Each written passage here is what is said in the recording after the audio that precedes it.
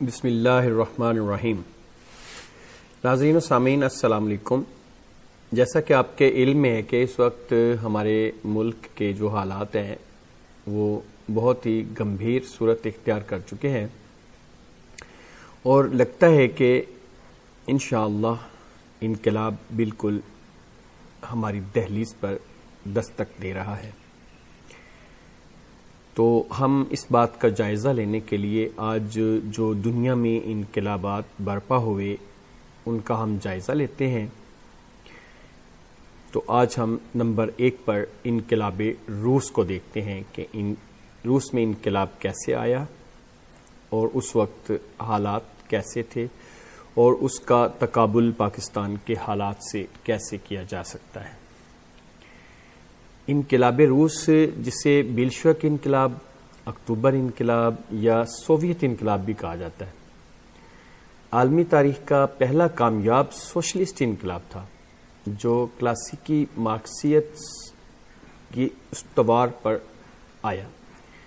اسے روس میں لینن اور ٹراٹسکی کی قیادت میں بلشوک پارٹی نے برپا کیا، جس نتیجے میں یونائٹڈ سوشلسٹ سوویت یونین کی بنیاد رکھی گئی۔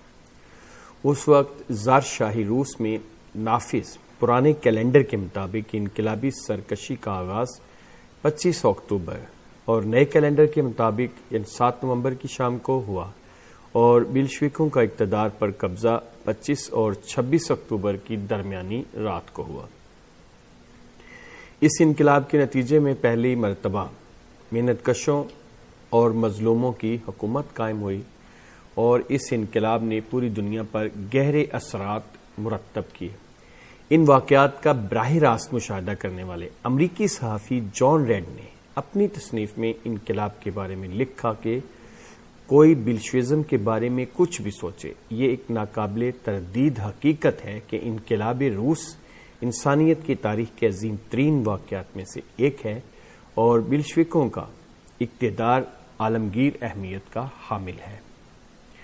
اب ہم اس کے پس منظر کے بارے میں کچھ بات کرتے ہیں کہ زار کا جو روس تھا ایک پسماندہ اور جاگیردارانہ معاشرہ تھا جو جنگ و جدل کے باعث زوال اور انحطاط کا شکار تھا۔ زار روس ملک کے سیاہ و سفید کا مالک تھا۔ وہ افسر شاہی کے ذریعے زراعت، تجارت اور ہر قسم کے ذرائع کا مختار کل تھا۔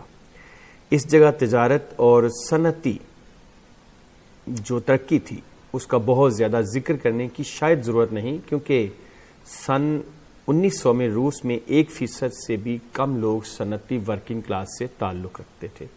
در حقیقت تمام کا تمام ملک زراعت پیشہ تھا۔ چند ایک جگہوں پر فیکٹریاں لگ چکی تھیں اور صنعت پیشہ مزدوروں کا استحصال بھی ملک کی زرعی زمینوں پر کام کرنے والے کسانوں کی طرح شروع ہو چکا تھا۔ روس میں زرعی بیگار یا سرفڈم کو 1649 میں قانونی تحفظ ملا۔ کسانوں کے پسے جانے کا عمل تو پہلے سے رائج تھا، اب اسے قانون کی سرپرستی بھی حاصل ہو گئی۔ اگرچہ 1861 میں بیگار یعنی زرعی مزدوری کا نظام قانونی طور پر منسوخ کر دیا گیا، مگر اس کے باوجود مزاروں کے حالات میں کوئی قابل ذکر بہتری نہ ہوئی۔ 19ویں صدی کے وسط میں ماسکو میں صنعت کاری کا آغاز ہوا۔ وسط ایشیا کی پیدا کردہ کپاس سے ماسکو ٹیکسٹائل انڈسٹری کا لیڈر بن گیا۔ 1900 تک ماسکو 10 لاکھ نفوس کا شہر بن چکا تھا۔ دیہاتی علاقوں سے روزانہ لاکھوں مزدور فیکٹریوں میں کام کرنے آتے تھے۔ پیٹرزبرگ سے انہیں روزی بھی ملی اور حقوق کا احساس اور شعور بھی۔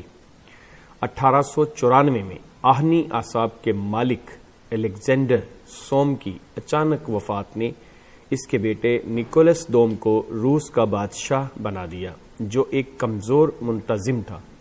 1905 میں مزدوروں کے ایک گروپ نے بادشاہ کو عرض گزاشت پیش کی کہ ہم سینٹ پیٹرزبرگ کے باشندے، ہماری بیوی، بچے اور بوڑھے والدین آپ کے حضور انصاف اور تحفظ مانگنے کے لیے آئے ہیں۔ اس پرامن ریلی سے سیاسی سرگرمیوں کی ابتدا ہو گئی اور احتجاجی جلسوں اور ہڑتالوں کا سلسلہ شروع ہو گیا۔ 22 جنوری 1905 ہی کے ایک یکبستہ اتوار کے روز شہر میں سیوک فیسلٹیز ختم ہو گئیں، 1 لاکھ مزدور ہڑتال پر چلے گئے، بجلی بند ہو گئی۔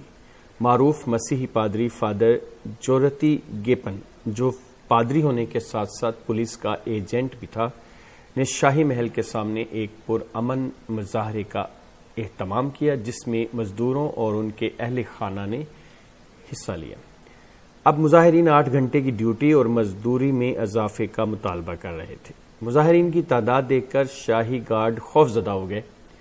انہوں نے خوفزدہ ہو کر فائرنگ کر دی جس سے 1000 افراد مارے گئے۔ خونی اتوار نے بادشاہت کو نفرت کی علامت بنا دیا۔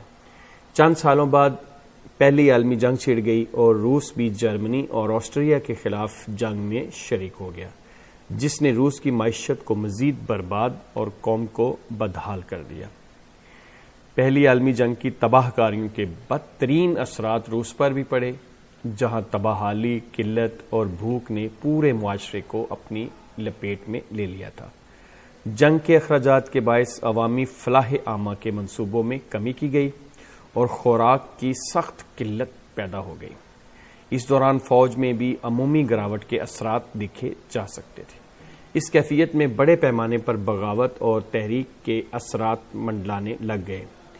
پہل ٹیکسٹائل کے محنت کشوں کی جانب سے احتجاجات کا سلسلہ شروع کیا گیا۔ جلد ہی اس تحریک کی عوامیت اور جنگجوئی میں اضافہ اپنی مرکزیت کے مراکز بدلتا رہا اور ٹیکسٹائل سے میٹل کے مزدوروں کی طرف تبدیل ہوتا رہا۔ معاشی ہڑتالیں سیاسی ہڑتالوں میں بدلتی رہیں اور چھوٹے علاقوں سے پیٹروگراڈ منتقل ہوتی رہیں۔ 1917 کے پہلے 2 مہینوں میں 5,75,000 ہڑتالیوں کی تعداد ریکارڈ کی گئی، جس کا بڑا حصہ دارالحکومت میں تھا۔ پولیس کی طرف سے مارے جانے والے چھاپوں کی مہم کے باوجود 9 جنوری کو 1.5 لاکھ مزدوروں نے خونی سالگرہ کے موقع پر ہڑتال کی اور مظاہرہ کیا۔ ہڑتالیوں کا موڈ انتہائی جوشیلا تھا، جن کی قیادت میٹل ورکر کر رہے تھے۔ سبھی کو محسوس ہو گیا تھا کہ واپسی کا اب کوئی راستہ نہیں رہا ہے۔ ہر فیکٹری کے اندر تقریباً ہر جگہ بلشویکوں کے گرد ایک سرگرم مرکز قائم ہو چکا تھا۔ فروری کے پہلے 2 ہفتوں کے دوران میٹنگیں اور ہڑتالیں مسلسل ہوتی رہیں۔ 8 فروری کو پوٹیلوف فیکٹری میں پولیس کا مار کر بھرکس نکال دیا گیا، جبکہ 14 فروری کو جب ڈوما کا اجلاس شروع ہو رہا تھا 90,000 ورکروں نے پیٹروگراڈ میں ہڑتال کر دی۔ ماسکو میں بھی کئی پلانٹ بند ہو گئے۔ 16 فروری کو انتظامیہ نے پیٹروگراڈ میں روٹی کارڈ متعارف کرا دیے۔ اس انفرادیت نے جذبات کو اور بھی بھڑکا دیا اور 19 فروری کو عوام کے جھنڈ، جن میں زیادہ تر خواتین شامل تھیں، خوراک کی دکانوں پر جمع ہو گئے جو روٹی کا مطالبہ کر رہے تھے۔ ایک دن بعد ہی تمام بیکریاں بند کر دی گئیں۔ یہ وہ گرما گرم ماحول تھا جس کی تپش میں انقلاب کا شعلہ پک رہا تھا اور کچھ ہی دنوں کے اندر بھڑکنے والا تھا۔ فروری 1917 موجودہ کیلنڈر کے مطابق 7 مارچ کو خواتین کا عالمی دن تھا۔ دارالحکومت 23 فروری کو اگر سینٹ پیٹرز برگ میں مرد فیکٹریوں میں اور عورتیں خوراک کا راشن لینے گئی ہوئی تھیں۔ کئی گھنٹوں کے انتظار کے بعد جواب مل گیا کہ خوراک ختم ہو چکی ہے، کچھ نہیں ملے گا۔ اس کے جواب میں عورتوں نے تاریخی ہڑتال کا آغاز کر دیا، جسے تاریخ میں فروری انقلاب سے یاد کیا جاتا ہے۔ خواتین نے ارد گرد کی فیکٹریوں کے محنت کشوں کو جمع کرنا شروع کر دیا، جس کے نتیجے میں تقریباً 50,000 محنت کش ہڑتال پر چلے گئے۔ 2 دن بعد تک سینٹ پیٹر برگ کے تمام صنعتی مراکز بند ہو چکے تھے۔ طلبہ، سفید پوش ورکرز اور اساتذہ تک بھی اس جدوجہد میں شامل ہو گئے۔ 27 فروری کے بعد دارالحکومت کا بیشتر حصہ محنت کشوں اور سپاہیوں کے قبضے میں جا چکا تھا، جس میں پل، گولہ بارود، ریلوے اسٹیشن، ٹیلی گراف اور پوسٹ آفس شامل تھے۔ 1905 کے تجربات کی روشنی میں محنت کشوں نے سوویتیں یعنی کہ محنت کشوں کی جو پنچایتیں تھیں تشکیل دیں تاکہ سماج کے نظام پر گرفت مضبوط کی جائے۔ مارچ تک طاقت سے محروم زار نکولاس تخت چھوڑ چکا تھا اور رومانوف شاہی خاندان قصہ پارینہ بن چکا تھا۔ اب ان کے نعروں میں روٹی اور امن کے ساتھ ساتھ بادشاہت کے خاتمے کا مطالبہ بھی شامل ہو گیا۔ شاہی گارڈز نے مظاہرین کو منتشر کرنے کی کوشش کی مگر انہوں نے انکار کر دیا۔ اگلے روز ان کی تعداد 2 سے 3 لاکھ تک پہنچ گئی۔ زار نے فوج بلا لی اور اسے امن و امان بحال کرنے کا حکم دیا مگر تربیت یافتہ فوج کا بڑا حصہ جنگ کا ایندھن بن چکا تھا۔ وردی میں ملبوس کچھ ریکروٹ تھے اور کچھ تھکی ہاری فوج جو عوام کی طرح جنگ سے تنگ آ چکی تھی۔ انہیں مظاہرین پر فائرنگ کا حکم دیا گیا تو فوجی ہتھیار پھینک کر مظاہرین کے ساتھ شامل ہو گئے۔ پیلس سکوائر میں فوج کے ہتھیار رکھنے سے زاروں کی 300 سالہ بادشاہت کا خاتمہ ہو گیا۔ آخری زار نکولس دوم کو تاج و تخت چھوڑنا پڑا۔ آمرانہ طرز حکومت، اقتصادی کمزوری، بدعنوانی اور قدیم طرز پر بنی افواج پر عوامی غیظ و غضب بالآخر ایک انقلاب کی صورت میں ڈھل گیا جس کا مرکز مغربی شہر پیٹروگراڈ جو پہلی جنگ عظیم سے قبل سینٹ پیٹرزبرگ کہلاتا تھا، زار کی جگہ روس کی غیر اشتراکی عبوری حکومت نے شہزادہ جورجی لفوف کی زیر قیادت اقتدار سنبھالا۔ جولائی کے فسادات کے بعد لفوف کی جگہ الیگزینڈر کیرنسکی نے لے لی۔ عبوری حکومت آزاد خیال اور اشتراکیوں کے درمیان ایک اتحاد جو سیاسی اصلاحات کے بعد ایک جمہوری حکومت طور پر منتخب کی گئی آئینی مجلس سامنے لانا چاہتی تھی۔ یہ انقلاب بغیر کسی واضح قیادت یا منصوبہ بندی کے وجود میں آیا جبکہ بادشاہ کی بالادستی ختم ہو چکی تھی مگر ڈوما میں ابھی بھی ملک کی لبرل پارٹیوں کے اراکین زمیندار اور امراء بھرے پڑے تھے جنہوں نے ملک میں عبوری حکومت کا انتظام سنبھال لیا تھا۔ عبوری حکومت اس وقت کے تاریخی حقائق کے نتیجے میں بہت سی مشکلات کا شکار تھی۔ عملی طور پر وہ حکومت کسی بھی قسم کی سماجی تبدیلی کا نشان نہیں تھی۔ اپریل میں لینن کی فن لینڈ سے واپسی ہوئی۔ ریلوے اسٹیشن پر روسی انقلاب کی سوشلسٹ خصوصیات پر لینن نے جو تقریر کی وہ پارٹی کے بہت سے لیڈروں کے لیے ایک دھماکہ تھی۔ لینن اور جمہوری انقلاب کی تکمیل کے خیرخواہوں کے درمیان بحث و مباحثہ پہلے دن سے ہی شروع ہو گیا۔ 4 اپریل 1917 کو مزدوروں اور سپاہیوں کے نمائندگان کی سوویتوں یعنی پنچایتوں کی کل روس کانفرنس کے 2 اجلاسوں میں لینن نے مستقبل کے لائحہ عمل کے لیے اپنا نقطۂ نظر واضح کیا۔ اسے تاریخ میں اپریل تھیسس کے نام سے جانا جاتا ہے۔ اس میں لینن نے عبوری حکومت کی کوئی حمایت نہ کرتے ہوئے اسے سرمایہ داروں کی حکومت قرار دیا، ساتھ ہی اس حکومت کے سامراجی کردار کو بے نقاب کرنے پر زور دیا۔ محنت کشوں اور کسانوں کی حمایت کے ساتھ لینن نے روس میں سوشلسٹ انقلاب کی جانب بڑھنے کا اعلان کیا۔ اس نے ان الفاظ میں مزدوروں کی حکومت کا پروگرام دیا: پارلیمانی جمہوریت نہیں، مزدور نمائندوں کی سوویتوں سے پارلیمانی جمہوریت کی طرف واپس لوٹنا ایک رجعتی قدم ہوگا۔ اس کی بجائے پورے ملک میں نیچے سے اوپر تک مزدوروں، کھیت مزدوروں اور کسانوں کی سوویتوں کی جمہوریت۔ تمام سرکاری اہلکاروں کی تنخواہیں نہ صرف یہ کہ ایک مشاق مزدور کی اوسط اجرت سے زیادہ نہیں ہوں گی اور یہ سب کے سب سرکاری اہلکار منتخب شدہ اور قابل تبادلہ ہوں گے، یعنی منتخب کرنے والے اپنے نمائندے کو کسی بھی وقت واپس بلا سکیں گے۔ جون میں ماسکو میں بلشویکوں کو 12% سے کچھ زیادہ ہی ووٹ ملے تھے۔ ستمبر میں انہوں نے 51% ووٹوں کے ساتھ قطعی اکثریت حاصل کر لی۔ مزدور طبقے پر ان کی زبردست گرفت اس ترقی سے واضح ہے کہ جو فیکٹری کمیٹیوں کی کانفرنس میں ان کی نمائندگی کو حاصل ہوئی۔ ستمبر تک پیٹروگراڈ میں ان تنظیموں کی علاقائی سطح پر مینشوک یا سوشل انقلابی اپنی نمائندگی کھو چکے تھے اور ان کی جگہ بلشویکوں نے لے لی تھی۔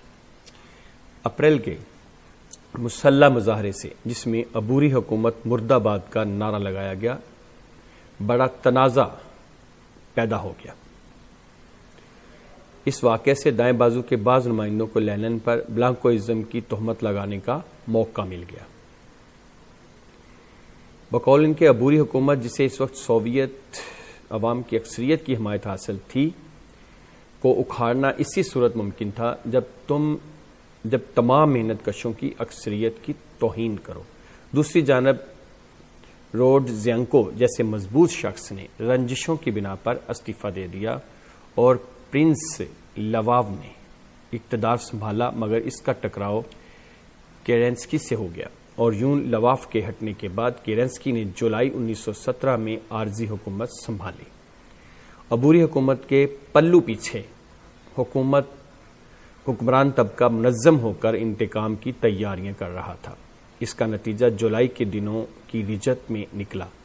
محنت کشوں کو ایک شکست ہوئی۔ اس تمام تر صورتحال کی وجہ سے رد انقلاب کے لیے راہ ہموار ہو گئی۔ جنرل کارنیلوف نے انقلاب کو کچلنے کے لیے پیٹروگراڈ کی طرف پیش قدمی کی۔ بلشوکوں نے ایک متحدہ فرنٹ کے ذریعے کارنیلوف کو شکست فاش دینے کا نعرہ بلند کیا۔ جولائی ہی کے مہینے میں سوویتس کے مظاہرے پر بلشوکس کا غلبہ سامنے آیا، جب وہاں بلشوکس کا نعرہ 10 دولت مند وزیر مرد آباد گونجنے لگا۔ عبوری مطالبات کے بر وقت استعمال کے ساتھ امن، روٹی اور زمین، تمام طاقت سوویتوں کے لیے اور لچکدار طریقہ کار متحدہ فرنٹ کے ذریعے بلشوک سوویتوں میں محنت کشوں اور سپاہیوں کی اکثریت کو جیتنے میں کامیاب ہو گئے۔ اس وقت لینن نے لکھا کہ بحران پک چکا ہے، بغاوت کی گھڑی آن پہنچی ہے۔ حکمران طبقوں کو جنگ، زمین اور آزادی کے مسائل درپیش تھے اور یہ بہت پیچیدہ ہوتے جا رہے تھے۔ بورژوازی کا دماغ کام نہیں کر رہا تھا۔ جمہوری پارٹیاں، جن میں منشوک اور سوشل انقلابی شامل تھے، سامراجی جنگ کی حمایت، مصالحانہ پالیسیوں اور بورژوا اور جاگیرداروں کی ملکیتوں میں رعایت دینے کے باعث عوام میں اپنی مقبولیت کھو چکے تھے۔ باشعور فوج اب سامراجی عزائم کے لیے لڑنے کے لیے تیار نہ تھی۔ جمہوری مشوروں کی پرواہ نہ کرتے ہوئے مزاروں نے جاگیرداروں کو ان کی جاگیروں سے اٹھا کر باہر پھینک دیا۔ دور دراز سرحدوں کی مظلوم قومیتیں پیٹروگراڈ کی بیوروکریسی کے خلاف اٹھ کھڑی ہوئیں۔ محنت کشوں اور فوجیوں کی اہم ترین سوویتوں میں بلشوکوں اہم کردار ادا کر رہے تھے۔ السر پک چکا تھا، اسے اب جراح کی ضرورت تھی۔ انقلابی سرکشی کو لیون ٹراٹسکی نے اپنی کتاب انقلاب روس کی تاریخ میں یوں لکھا: اکتوبر کو ہماری افواج نے سرما محل کو چاروں طرف سے گھیر لیا۔ شہری ساری رات امن سے سوئے رہے۔ انہیں معلوم ہی نہیں ہوا کہ اقتدار ایک ہاتھ سے دوسرے ہاتھ میں چلا گیا ہے۔ ریلوے اسٹیشن، ڈاکخانہ، تارگھر، پیٹروگراڈ، ٹیلی فون ایجنسی اور اسٹیٹ بینک، سب پر ہمارا قبضہ ہو چکا تھا۔